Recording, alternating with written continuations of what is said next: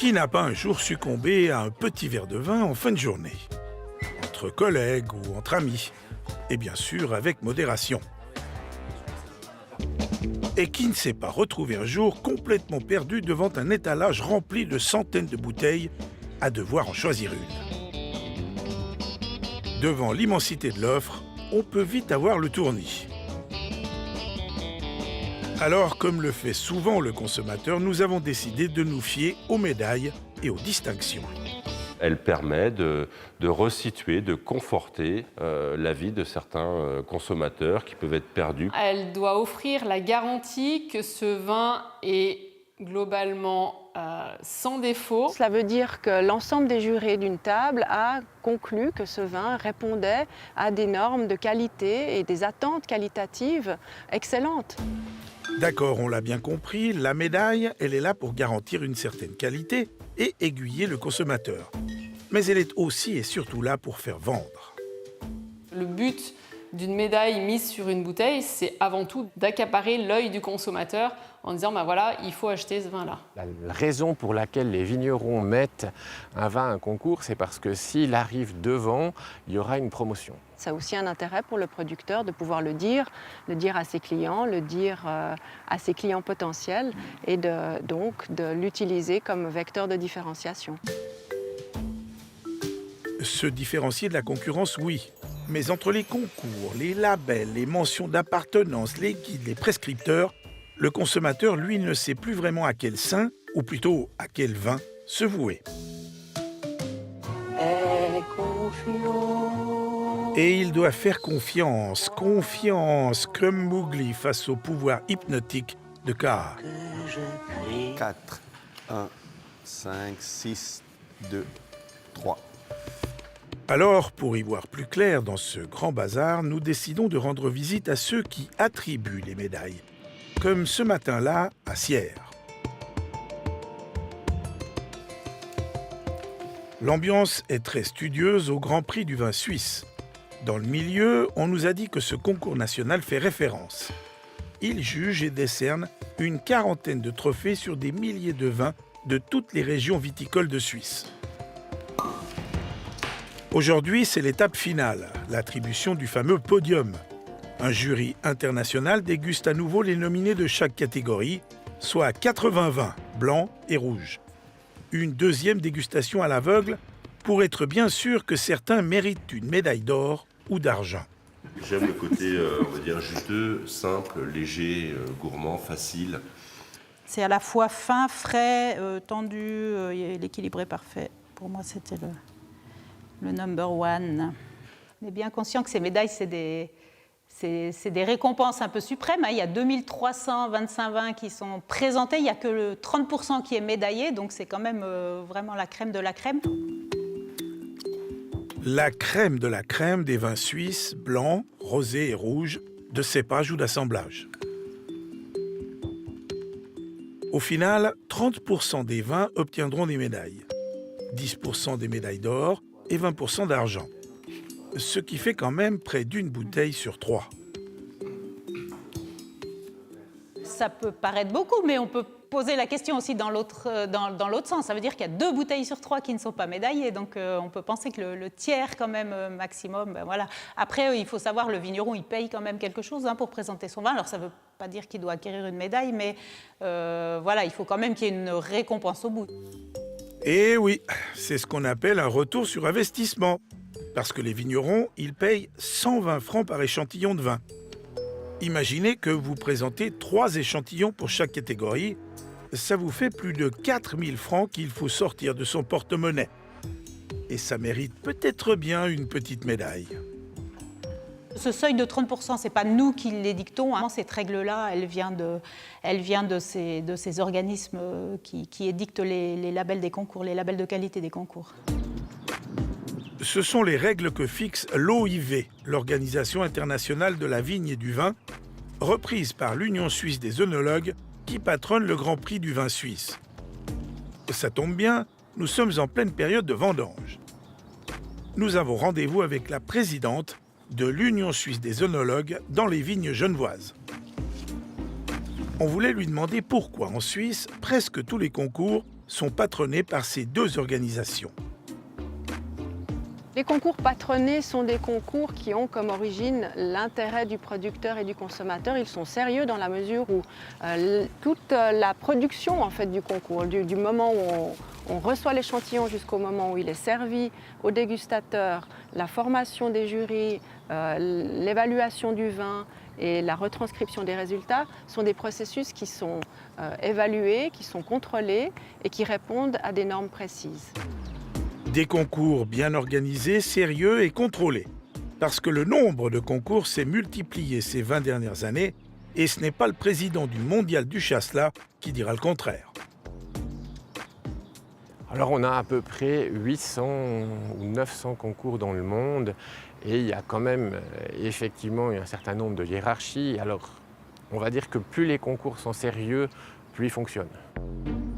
Même son de cloche d'une ancienne experte de concours, aujourd'hui professeure à la Haute École de Viticulture et d'œnologie de Changin.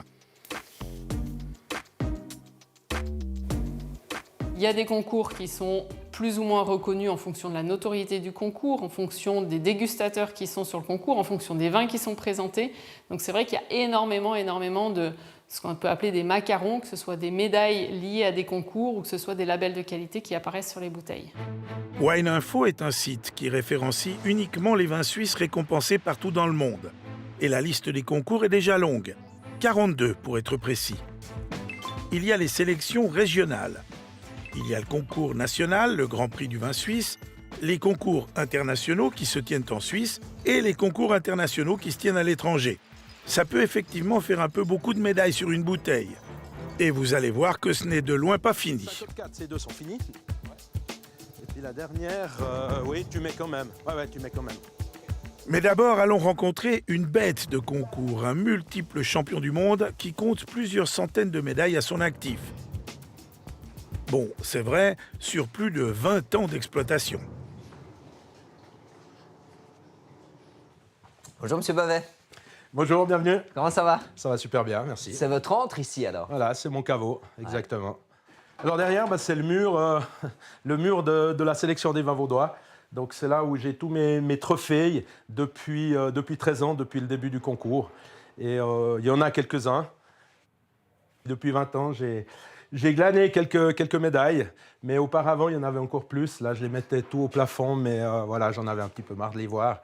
Et puis, je les ai tous rangés dans ces classeurs ici, que les clients peuvent voir lorsqu'ils viennent me rendre visite. Ça rassure les clients quand ils viennent là, ils disent « Ah bah tiens, j'ai bon goût » ou « j'ai fait le bon choix de venir là ». Et ben voilà, ça c'est le premier prix, donc c'est le meilleur vin de la sélection des vins vaudois cette année, donc le vin numéro 1 vaudois. L'intérêt des concours, on va dire, c'est de se situer par rapport à nos collègues, c'est de voir si on est dans le juste. Et puis ce qui est très très important, c'est la constance. C'est faire un résultat une année. Et ben voilà, il faut savoir que les concours, il y a toujours une petite part de chance.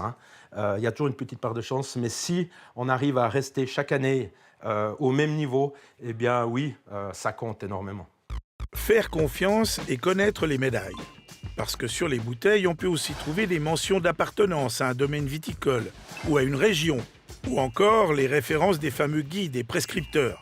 Bon, on en a certainement oublié une ou deux, mais comme en Suisse, il n'y a aucune restriction pour l'affichage des médailles, on en a rajouté une petite à l'effigie d'un bon entendeur. Maxime Dizran, bonsoir. Bonsoir. Merci d'être avec nous. Alors on est juste au-dessus de votre domaine familial. On ne le voit plus vraiment en raison de la météo extrêmement capricieuse aujourd'hui. Alors vous êtes la 5e génération à prendre soin de votre patrimoine familial. Près de 15 hectares de vignes. J'imagine que vous avez du chasselas. On a du chasselas, mais pas que. On a la chance de faire énormément de cépages différents, plus d'une quinzaine ici sur l'appellation Villette. On est ici à Grandvaux, sur l'appellation Villette. Et on a la chance d'avoir des vignes un petit peu ailleurs également, avec d'autres cépages un petit peu plus méconnus. La particularité de votre cave, c'est que vous êtes à la fois vigneron, encaveur, mais aussi négociant en vin. Tout à fait. La partie négoce fait partie intégrante de notre activité de vigneron-encaveur. Ça consiste simplement, à l'image d'une coopérative, de racheter du raisin qu'on va transformer, travailler, pour ensuite le commercialiser sous notre nom. Thomas Bravo-Mazza, bonjour, bonsoir plutôt. Vous êtes journaliste au magazine français Marianne. Ça Ça fait 20 ans que vous êtes spécialisé dans la gastronomie et dans le vin. Alors vous avez un regard assez tranché sur les concours. Il y a du positif, mais il y a beaucoup d'enjeux cachés. Eh oui, c'est bien ça le problème. À la base, les concours de vin, ils ont beaucoup d'atouts. Un jugement collégial qui ne repose pas simplement sur l'expertise d'une seule personne. Les jugements se font à l'aveugle, c'est-à-dire étiquette cachée. Ça permet aussi de faire émerger des nouveaux vignerons, des vignerons inconnus dans des régions pas très connues non plus. J'ai souvent en mémoire le domaine de Tariquet, qui est un très gros succès mondial dans les Côtes de Gascogne et qui s'était lancé dans les années 80 et qui s'était fait repérer suite à un concours. Ça, c'est pour les avantages, mais pour la liste des griefs. Grief numéro 1, c'est de toujours mettre en avant le même profil de vin, ce qu'on appelle un vin de concours. On n'espère pas y trouver dans ces concours ce que j'appelle moi des ovnis, des objets vineux non identifiés. Les vins qui sont primés à ces concours sont souvent des vins assez consensuels, lisses, qui doivent plaire à tout le monde. Or, un vigneron, c'est pas quelqu'un qui doit faire plaisir à ses clients. Un vigneron doit exprimer ce que le terroir lui donne. Et on est très loin souvent de ce type de vin. Vous commercialisez plus de 500 000 bouteilles. Qu'est-ce que vous pensez des médailles? Alors les médailles, il y a du bon et du moins bon. Personnellement, je ne suis pas forcément pro-médaille. Ça ne regarde que moi. On en discute régulièrement en famille par rapport à ça, mais aussi avec mes collègues. Pour moi, les médailles, finalement, c'est une récompense avant tout pour mes employés, pour leur montrer qu'ils ont bien travaillé. Pour vous, ce n'est pas forcément un gage de qualité? Alors, qualité, oui et non. J'estime qu'il y a une grande part aussi de chance dans ces concours. Je parle souvent de statistiques, de probabilité, tout simplement parce que c'est un concours où n'importe qui peut envoyer n'importe quel échantillon. À partir du moment où il a la possibilité de payer l'envoi de son échantillon. Donc je pars du principe que plus on envoie d'échantillons, plus on a de chances de sortir récompensé. Mais quand même, ça permet de se distinguer de la concurrence. Je pense que c'est un élément qui peut aider certaines maisons. Certaines maisons ont besoin peut-être d'éléments de distinction. Chez nous, on a plutôt le principe de dire que si la cave est vide, on a bien travaillé. Effectivement. Est-ce qu'il y a des vignerons, vous avez l'impression qu'il y a des vignerons qui produisent, qui fabriquent du vin uniquement pour des concours? Alors je pense qu'il y a certains vignerons qui se sont lancés un petit peu dans la course aux médailles. Les maisons sont souvent relativement conséquentes, avec une équipe souvent de personnes dédiées aux achats et à la vente pour pouvoir justement commercialiser ces vins médaillés. C'est un travail, c'est un tout, il faut une organisation et c'est vrai que nous, on a beau vendre un certain nombre de bouteilles, on reste malgré tout petit. Alors c'est vrai que la qualité des concours en Suisse est saluée, mais est-ce qu'il existe encore ces concours où on retrouve finalement 4 vignerons copains qui attribuent des médailles bidons? Non, ça n'existe pas trop. C'est plutôt le contraire qui se produit. C'est-à-dire on est face à des machines mondiales, des sociétés qui sont là pour produire du label, de la médaille, et c'est vraiment un business énorme. Il y a aussi la question de la représentativité. C'est vrai qu'en Suisse, parfois, il y a des vignerons connus, pour ne pas dire peut-être les meilleurs, qui ne participent pas au concours. En France, on a les grands châteaux de Bordeaux qui ne participent jamais au concours. Ça, c'est un problème. Mettez-vous dans la peau d'un vigneron, par exemple en Bourgogne. On est maintenant dans un monde du vin qui s'est totalement mondialisé, avec des nouveaux pays consommateurs de vin. Il y a une liste d'attente de vos clients. Ces domaines viticoles les plus réputés, ils ne peuvent plus accepter de nouveaux clients. Il y a parfois une liste d'attente de la liste d'attente. C'est un truc de fou. Donc ils ont plus à perdre qu'à gagner à participer à ces concours. Ouais. Vous imaginez bien que ces domaines-là, quel est leur intérêt de participer à un concours? Aucun. Évidemment. Merci messieurs. On vous retrouve dans un instant puisqu'on va parler d'un label qui ressemble étrangement à une médaille. Nous sommes ici en terre vaudoise et certaines bouteilles se distinguent avec une mention de qualité appelée Terre à vin, un label qui se veut différent des concours mais qui en reprend tous les codes ou presque. Regardez bien cette médaille. Elle a la forme d'une médaille, la couleur d'une médaille, mais ce n'est pas une médaille de concours. Alors nous, on nous reproche des fois de ressembler à une médaille alors que nous sommes un label. Pour le consommateur qui a exactement 30 secondes pour choisir un vin, ça aide aussi à faire l'acte d'achat vers un produit de qualité.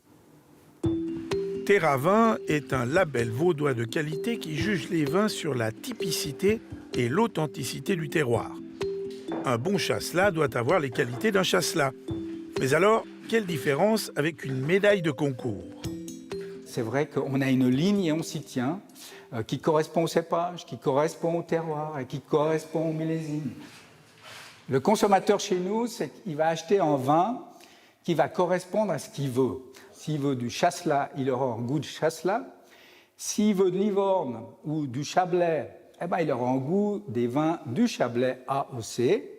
Et puis, s'il a bien aimé le millésime 2020 plutôt que le 21, il va rechercher le 2020 parce qu'il a les caractères qui vont lui faire plaisir. Le label Terravin se veut aussi très sélectif. Si le vin échoue sur un seul de la vingtaine des critères analysés, il est recalé. 3 rouges. On a une réputation d'être très sélectif et d'être très exigeant. C'est pourquoi un certain nombre de vignerons ne viennent plus chez nous parce que, par dépit parfois. Le label Terravin ne représente qu'un marché confidentiel. Environ 7% des vins vaudois affichent cette distinction. Maxime Guizeran, alors vous envoyez chaque année des échantillons au label Terravin.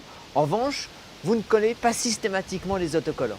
En effet, on envoie chaque année nos échantillons à Terravin. En revanche, on n'envoie pas systématiquement la demande de macarons sur nos bouteilles. Pour la simple et bonne raison que finalement, pour ma part, ce n'est pas un élément suffisamment distinctif sur la bouteille. Il y a aussi une question de prix.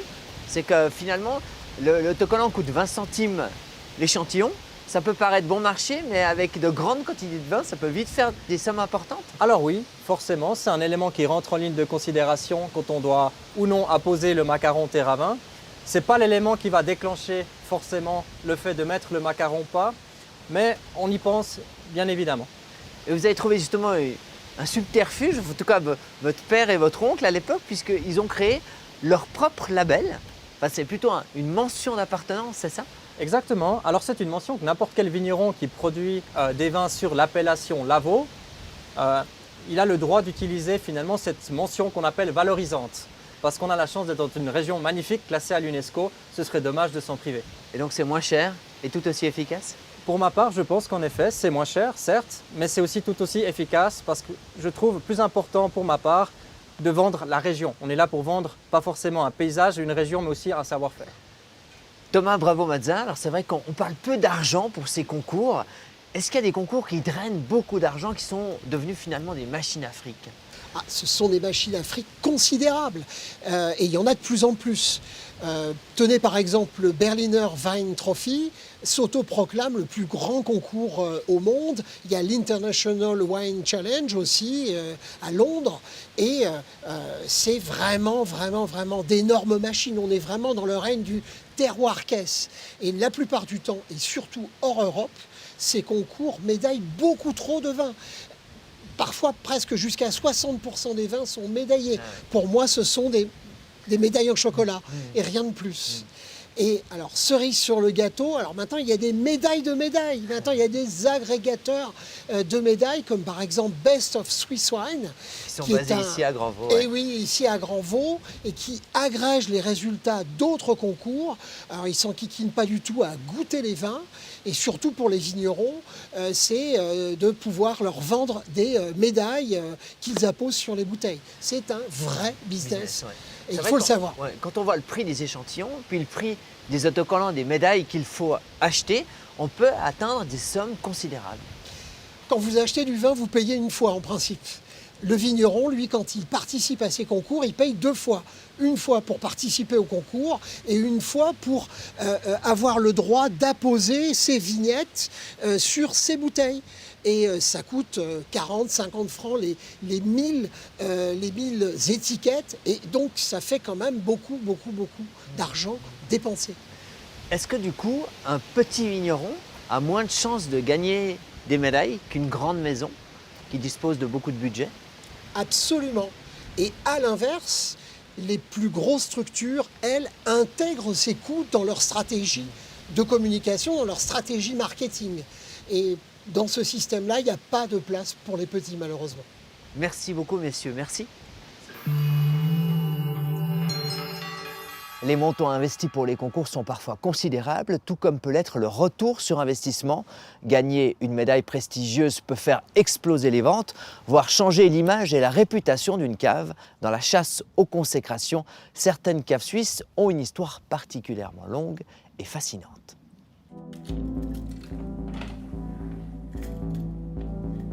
On s'est demandé si elles existaient vraiment.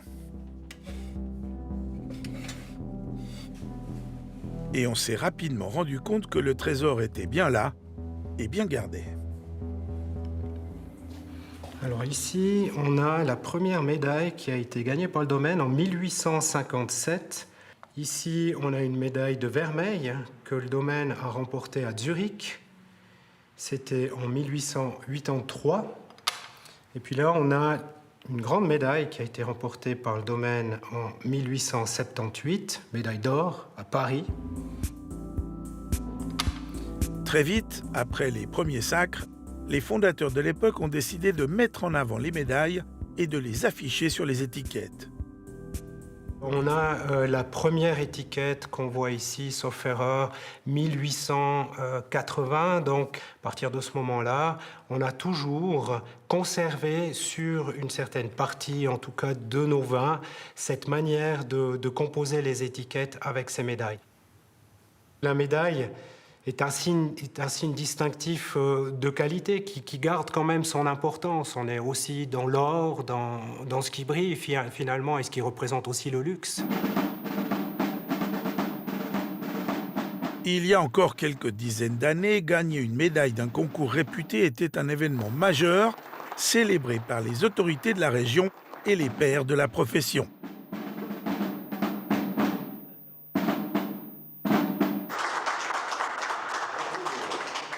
Le Johannisberg est un grand vin, effectivement. On pourrait le comparer à un fendant, par exemple. Le fendant qui a un caractère très subtil, très floral. Vous avez dans le Johannisberg beaucoup plus d'intensité. Aujourd'hui, avec le nombre de concours et de distinctions, la cave du Mont d'Or sélectionne les compétitions avec un objectif et une attente très clairs. Un des objectifs avoués quand on obtient une médaille, c'est quand même de pouvoir valoriser, mieux vendre nos produits. Donc il faut que les concours soient sérieux et les concours soient connus. Et capables aussi de communiquer sur les médailles qui sont distribuées par le concours. Le vignoble du Mont d'Or, au-dessus de Sion, est le premier domaine viticole du Valais. Il est connu pour ses parcelles en terrasse, sa diversité de cépages et ses fameuses guérites jaune-or. Une couleur que la maison collectionne au fil du temps grâce à ses nombreuses médailles et distinctions. Et certaines peuvent avoir une vraie incidence sur les ventes. Ça dépend du type de médaille. Alors je dirais que si vous faites une médaille d'or là aux Étoiles du Valais, vous n'allez pas augmenter vos ventes de 50%. Mais par contre, je parle de cette distinction là où on a fait ce meilleur pointage sur 3340 vins à Paris. Là, on a vu très nettement une augmentation des ventes. Ce fameux vin, primé au Vinali International de Paris, le voici. Un cornalin vieux cachet. Depuis son sacre en 2019, le produit est épuisé avant même sa sortie sur le marché. Très rapidement, on a été épuisé avec ce cornalin vieux cachet et avec la Syrah aussi d'ailleurs, qui avait fait une médaille d'or au même concours. Donc ces deux vins ont bénéficié en fait d'un engouement commercial important et depuis 2019, en fait, on vend ces vins en souscription. Donc on peut dire que là, on bénéficie 3 ou 4 ans après encore de cet effet positif de cette grande médaille à Paris. Le succès d'une médaille n'augmente pas la production du raisin utilisé. La parcelle de cornalin primé ne permet de vendre que 5 à 7 000 bouteilles par an. Ce qui a augmenté en revanche, c'est le prix, qui est passé de 26 à 31 francs la bouteille.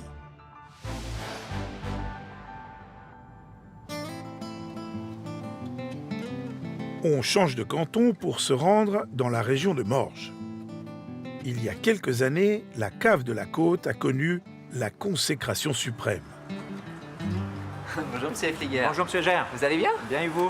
Merci de nous accueillir chez vous. Alors, Avec cave plaisir. suisse de l'année, c'était en 2019? C'est juste, mais pour nous c'est comme un Oscar, donc c'est acquis à jamais. Voilà, on le garde. Je comprends. On peut aller faire la visite? Volontiers. Après vous. Cette distinction attribuée par le Grand Prix du vin suisse a marqué un tournant dans l'histoire de la cave, d'abord en termes de réputation. Très clairement, nous, on voit une amélioration de notre notoriété d'abord, de notre image quant à la qualité des vins qu'on produit. On le voit dans la fréquentation de nos événements ici à la cave, dans l'augmentation de la clientèle privée.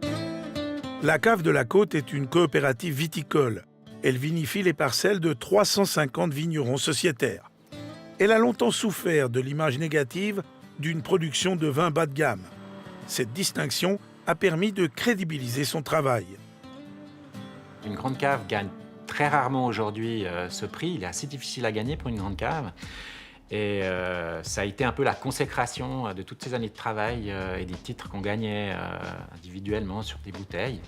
Et donc oui, on l'a mis en avant sur nos réseaux sociaux, on l'a mis en avant avec la médaille. La cave a su exploiter l'image positive d'une distinction prestigieuse et depuis, elle a clairement ressenti un impact sur ses ventes dans certains segments de son marché.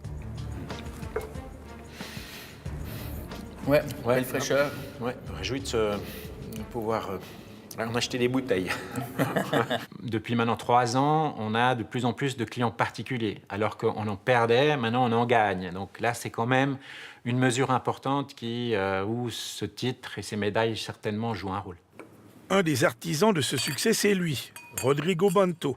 Depuis près de 20 ans, cet œnologue d'origine chilienne travaille ici avec passion et succès. Certains disent même qu'il a été engagé pour faire gagner des médailles à la coopérative. Moi, j'ai toujours l'inquiétude de savoir qu'est-ce que le consommateur il veut. Et j'essaie de faire des vins, pas pour moi, mais plutôt pour les gens. Donc, et des vins qui sont droits, qui sont sans défaut, et qui ont idéalement, ce que je recherche quand même, c'est quand même qu'il y ait une âme ou un peu une émotion qui passe par le vin. Et ce savant équilibre semble porter ses fruits. Depuis quelques années, la cave cultive les médailles et les distinctions prestigieuses tout en continuant à investir des sommes importantes pour chasser les trophées, entre 15 et 20 000 francs par année. Parce qu'il n'y a pas seulement les retombées économiques, il y a vraiment les retombées en fait, de notoriété, de reconnaissance, qui se mesurent peut-être pas tout de suite en francs, voilà. Il y a aussi la motivation, il ne faut pas oublier, en termes de motivation des collaborateurs, de l'équipe technique et de nos sociétaires vignerons. C'est important de voir que voilà, le travail qu'on leur demande de faire, ce n'est pas pour rien, ça paye aussi à l'arrivée. Les retombées directes, la cave peut les mesurer sur certaines de ses bouteilles primées, comme ce Morge Vieille Vigne, qui a remporté 3 médailles en 2021, dont l'or du mondial du Chasselas. On a mesuré derrière un grand engouement de notre clientèle fidèle et on est monté effectivement à une amélioration des ventes de 40% sur cette bouteille. Sachant que ces bouteilles-là, ce n'est pas des grands volumes. On parle d'environ une production annuelle de 1000 bouteilles. Augmentation de la réputation et de la clientèle privée, mais pas seulement. La cave a aussi remarqué une plus forte demande de la restauration et de la grande distribution. Dans la gastronomie, je dirais, de tout le monde, là, oui, on a pas mal de demandes. Donc, ça nous a ouvert des portes, par exemple, à Lausanne. La grande distribution est toujours ravie quand on fait une médaille d'un vin qui est dans leur assortiment. Quand il n'est pas dans leur assortiment, ça les intéresse moins. La grande distribution, justement. Chez Coop, on ne communique pas le pourcentage des vins médaillés. On peut estimer qu'il ne dépasse pas les 15 à 20% de l'assortiment, avec une gamme de prix assez large, entre 18 et 40 francs. Je ne parlerai pas de quantité, mais plutôt de qualité. Il y a effectivement une demande accrue pour ces vins médaillés. Dans notre cadre de grande distribution, avec des assortiments très larges, c'est clair que pour des clients qui cherchent un petit peu un vin particulier ou qui veulent de la sécurité, la médaille est à ce moment-là vraiment un facteur déclenchant pour la vente. Oui. Chez Denner, on est un peu plus transparent sur les chiffres. Entre 8 et 12% des vins suisses en magasin portent une distinction. Mais le premier argument de vente du discounter reste le prix. la plupart des clients, ils viennent chez Denner pour les bons rapports qualité-prix. Et si le vin, il a encore une médaille, ça c'est un plus. Pour celles qui sont peut-être un peu moins d'affinité, ça c'est très intéressant d'avoir des médailles pour faire le choix. Également pour celles qui ont peut-être leur vin habituel, eux, ils essaient peut-être quelque chose différemment. Même si le marché des vins primés reste confidentiel dans la grande distribution, les médailles sont présentes partout, en rayon et sur les sites internet. Et on le sait, tout ce qui brille attire. Ça marche aussi pour les bouteilles de vin. Thomas Bravo-Mazza, je ne vous ai pas encore posé la question, mais est-ce que vous achetez des vins primés? Alors, je suis devenu journaliste précisément pour ne jamais avoir acheté des bouteilles de vin. Non, trêve de plaisanterie, j'ai été comme tout le monde, étudiant, et j'ai acheté des vins médaillés. Vous le Mais faites c'est plus fini aujourd'hui? maintenant. Non. D'accord. Alors justement, ce qui est frappant, c'est qu'en grande surface, dans la grande distribution, on a l'impression que le vin se vend toujours de la même manière depuis des dizaines d'années, en mettant en avant des médailles, en mettant en avant peut-être la provenance. Est-ce qu'il n'y a pas une autre manière aujourd'hui de pouvoir vendre du vin en grande surface? Vous savez, depuis 20 ans que je tourne partout dans le vignoble, j'ai vu vraiment le vin faire sa révolution au niveau de la production. J'ai vu la qualité augmenter incroyablement. Mais le talon d'Achille du vin, du monde du vin, c'est la distribution. Et la grande distribution n'a pas encore compris, ne s'est pas encore posé la question, pourquoi est-ce que les gens se sentent aussi mal à l'aise dans les linéaires d'un supermarché, d'un hypermarché? Pourquoi ils ont autant de mal à choisir? Pourquoi ils se sentent autant perdus? Et c'est en répondant à ces questions qu'on peut aller plus loin. Mais la plupart du temps, les rayons sont beaucoup trop achalandés, beaucoup trop de références, mal classés, avec des critères qui sont complètement vieillots. Et il y a beaucoup encore de progrès à faire. Mais alors, qu'est-ce qu'il faudrait comme critères? Des critères plus proches du goût, de l'affinité du consommateur? Exactement. Le génie marketing, par exemple, de Nespresso, là on parle du café, c'est d'avoir inventé une nouvelle façon de parler du café, avec des mots simples, des mots efficaces que tout le monde pouvait s'approprier. Eh bien, le monde du vin doit maintenant s'atteler à ce chantier-là. C'est très important. Et il y a encore beaucoup de boulot. Quel conseil vous donneriez à nos consommateurs lorsqu'ils aimeraient acheter du vin? Alors, premier conseil, bien sûr, c'est de ne plus faire confiance aveuglément aux médailles, à ces bouteilles médaillées parfois comme des maréchaux soviétiques. Je crois que ça, on a bien compris, effectivement, aujourd'hui. Deuxième conseil, bien sûr, c'est de peut-être retrouver ce lien avec son caviste de quartier. Oser pousser la porte, tester la curiosité du caviste, tester aussi sa capacité d'émerveillement par rapport au vin. C'est un caviste, c'est un peu comme un guide de montagne, quelqu'un qui vous emmène vers des sommets où vous n'auriez jamais pu aller tout seul.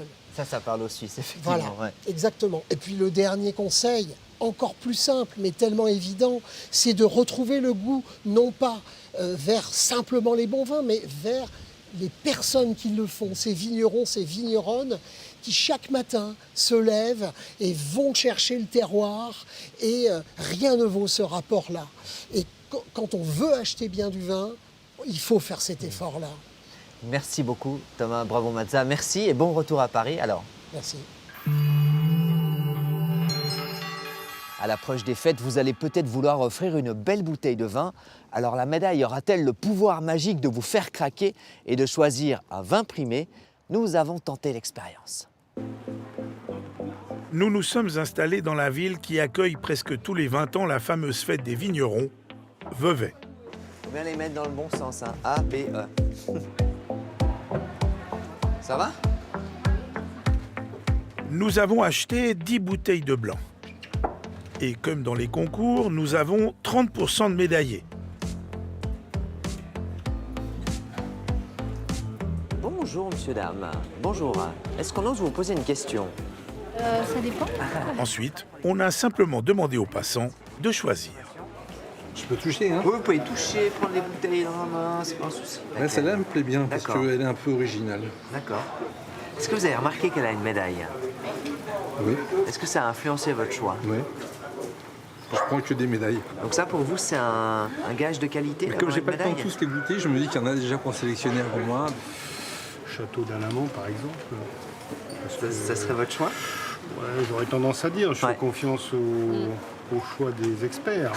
Comme je ne connais pas les vins suisses en plus, donc du coup, j'aurais tendance à me porter plutôt sur ceux-là. Certains font donc confiance aux médailles. Mais ce n'est de loin pas la majorité des personnes qui se sont arrêtées. Est-ce que ça, c'est quelque chose, par exemple, quand vous voyez une médaille, vous vous dites c'est bien, j'achèterai parce qu'il y a une médaille? Non. Pourquoi? Les médailles, c'est souvent donné par des pairs, donc il y a une influence pour moi qui n'est pas forcément objective. Moi, j'aime bien là, je sais pas ce que c'est, Montsurol là, j'aime bien celle-là. J'aime bien la forme de la bouteille. Ok. Parce que tu l'as bien en main. Ouais. Et puis l'étiquette est attrayante. Ok. Moi, j'aime bien ça. La médaille, c'est pas forcément ce qui est important. Bah déjà, moi, je regarde la première qu'elle vend. D'accord. C'est juste. Et puis l'étiquette, elle est sympa. Puis je vois la vôtre, je me dis que c'est du coin. Le Château d'Alamand, je prendrais. Château d'Alamand? Ouais. Pourquoi ça?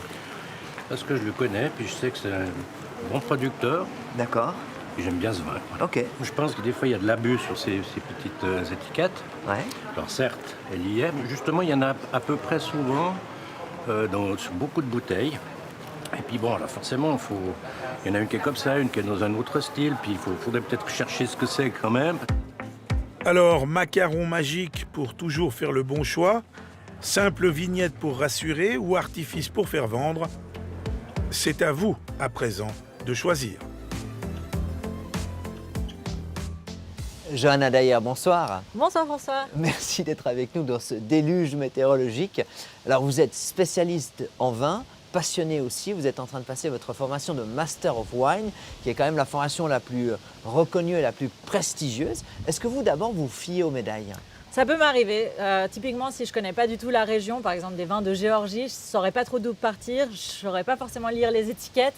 Donc d'avoir une médaille, ça peut être bien, surtout si, regardez que ce soit un concours reconnu, ça va m'aider en me disant qu'il y a des experts qui ont goûté et qui ont apprécié ce vin, donc ça devrait plaire à un large public. Mais d'abord, bien se renseigner effectivement sur le concours. Bien sûr. Quel conseil vous donneriez justement à nos téléspectateurs qui aimeraient peut-être acheter du vin en grande surface? Toujours difficile avec ces gros étalages et une infinie de choix, exactement. Donc déjà, le mieux, c'est de savoir un petit peu ce qu'on aime, le type de cépage, le type aromatique, non aromatique, etc. Ça va pouvoir vous guider parce que comme ça, vous pouvez au moins aller dans la direction de ce qui vous plaît ou aussi un style de région qui vous plaît. Faire attention aux régions qui sont très surcotées. C'est vrai que dès qu'on est sur certaines appellations, ça coûte vite cher et la qualité ne va pas forcément suivre. Ça, c'est une question d'offre et de demande. Donc, trouver un petit peu par rapport à ses goûts et puis se renseigner aussi en amont. Même les grandes surfaces, aujourd'hui, il y a des bonnes descriptions. Donc, on peut avoir des petites notes sur quels fruits rouges on a, etc. Donc, suivre un peu ce qui nous plairait à déguster. C'est vrai qu'on n'a pas forcément des notions de goût devant les étalages. Est-ce que vous partagez l'opinion de Thomas Bravo-Mazza qui souhaite peut-être que les grandes surfaces changent un peu leur manière de vendre le vin? C'est vrai que pour les grandes surfaces, elles vont proposer beaucoup de choix et maintenant elles essayent de se moderniser en proposant des petits questionnaires où on va pouvoir des fois savoir par rapport à ses propres goûts, est-ce qu'on aime son café sans sucre, mais on va peut-être plutôt préférer les vins plus tanniques, etc. pour nous guider, mais c'est pas facile parce qu'on peut pas déguster sauf à certaines occasions. Donc si on veut vraiment déguster, ce qui est quand même le plus simple pour savoir si ça nous plaît ou pas finalement, c'est peut-être à défaut de déguster, aller chez un caviste qui pourra peut-être plus vous conseiller, recommander du vin par rapport à vos goûts et qui aura sourcé vraiment des vins de qualité qui lui ont plu et qui l'aura dégusté. Ou encore mieux, aller chez le producteur qui est passionné et qui pourra matcher et vous faire goûter les vins par rapport à vos goûts. Est-ce qu'on peut bien boire à 10 ou 12 francs? Oui, on peut bien boire à 10 ou 12 francs. Alors, on ne va pas avoir les vins les plus complexes, les plus intenses, très longs en bouche possible. Mais aujourd'hui, on a des moyens technologiques et aussi certaines caves, des fois plus grandes, qui ont ces moyens, qui peuvent sortir des vins de très bonne qualité, on va dire très bien faits, à ces prix-là. Surtout à l'étranger, on a des coûts de production moins élevés. Donc, il y aura soit une typicité de cépage ou alors un vin fruité, gourmand, facile à boire. Mais c'est possible, ça se trouve. Merci beaucoup, Johanna. Merci. Et Avec bon plaisir. retour un peu plus au calme. Merci. Merci. Vous voilà informés sur les mérites et les limites des médailles et concours. En guise de vin de dessert, on vous offre encore un regard un peu plus décalé grâce à notre chroniqueur Benjamin Descoster. Les vins, c'est comme les skieurs. On peut leur donner des médailles. Bon, sauf qu'en ski, les Suisses ont des chances de gagner. Et le problème, c'est que la médaille en vin, elle vaut pas grand-chose. J'ai regardé, au Grand Prix du vin suisse, il y a 30% des participants qui ont été primés. Donc en fait, ton vin, il doit pas être bon, il doit juste être inscrit. Celui-là, je pense qu'il a gagné la médaille du fair play. De toute façon, pour les vignerons, l'intérêt, il est avant tout financier. Parce que tu rajoutes une médaille sur un vin et paf, il a du succès. Et ça marche dans d'autres domaines aussi. Par exemple, à Lausanne, tu rajoutes socialiste sur un politicien et paf, il est élu. Non, puis les dégustations, c'est vachement hasardeux quand même. Déjà, les gens qui goûtent, ils disent que le vin est très bon. Mais juste avant, ils ont tout craché. Ça inspire pas confiance. Non, mais c'est pour pas être bourré à la fin. Boire du vin pour pas être bourré. Faites des dégustations de sirop.